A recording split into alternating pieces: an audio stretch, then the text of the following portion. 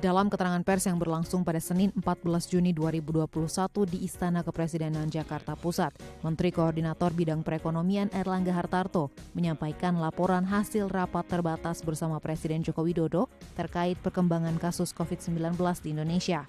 Erlangga menyatakan bahwa tingkat kasus aktif per 13 Juni 2021, Indonesia berada di angka 5,9%, tingkat kesembuhan berada di angka 91,3%, dan tingkat kematian berada di angka 2,3%.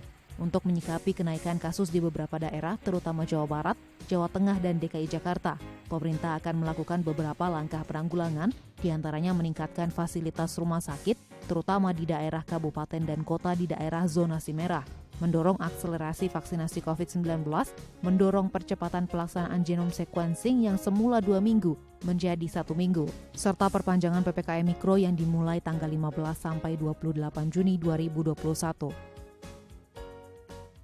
Ini untuk daerah zona merah, work from home-nya 75%. Jadi untuk daerah-daerah berbasis PPKM Mikro merah, itu kantornya 25%, namun kantor itu harus digilir. Artinya 25% itu bukan mereka yang itu-itu saja, tetapi harus diputar, sehingga meyakinkan bahwa yang work from office itu bergantian dan memastikan bahwa pekerjaannya itu adalah standby di tempat mereka bekerja masing-masing.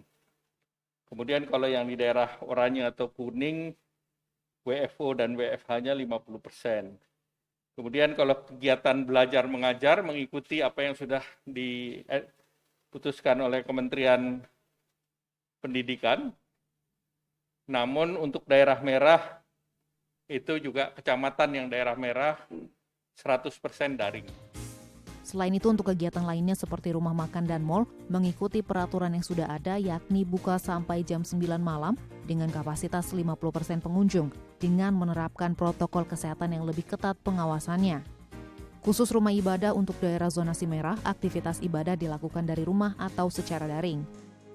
Beribadah di tempat umum, atau beribadah di tempat publik, atau beribadah di tempat-tempat ibadah, khusus di daerah merah, itu ditutup dulu untuk 2 minggu. Nah, terkait dengan daerah-daerah merah antara lain ya Kudus, kemudian juga Bangkalan, dan beberapa daerah nanti yang instruksi Mendagrinya akan segera diterbitkan, dan masing-masing daerah untuk membuat keputusan di daerah, provinsi maupun di kabupaten kota masing-masing.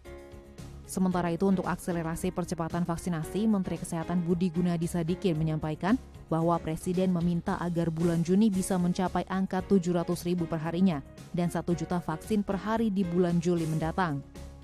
Untuk itu, Presiden sudah menugaskan TNI dan Polri mendampingi proses vaksinasi yang dilaksanakan pemerintah daerah, sehingga sentra vaksinasi TNI dan Polri bisa mencapai angka 400.000 vaksinasi per harinya dan 600.000 vaksinasi per hari melalui jalur pemerintah daerah. Kenapa ini penting? Karena beberapa daerah seperti Kudus, kemudian DKI Jakarta, dan juga di Bangkalan memang sudah terkonfirmasi varian deltanya atau B1617.2 atau juga varian dari India mendominasi. Karena ini penularannya lebih cepat, walaupun tidak lebih mematikan, ini perlu benar-benar kedua hal tadi dipercepat atau diperhatikan, implementasi di lapangan dan juga akselerasi vaksinasi. Tim Liputan DAI TV.